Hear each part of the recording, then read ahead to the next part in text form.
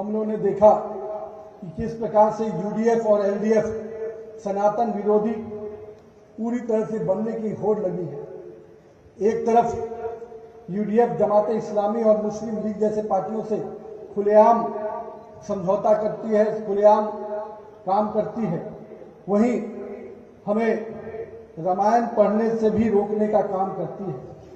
मंदिरों के सामने फांसी लगा दिया जाता है।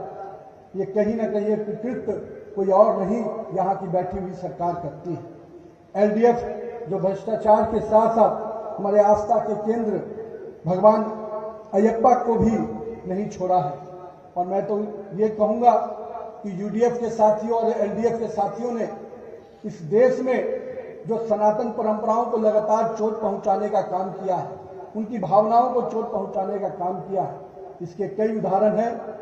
बगल का राज्य तमिलनाडु देखिए, जहां दीपम पूजा करने के लिए रोकने का काम कोई और नहीं, वहां की सरकार, कांग्रेस में बैठी हुई सरकार, इंडिया अलायंस की सरकार ने किया।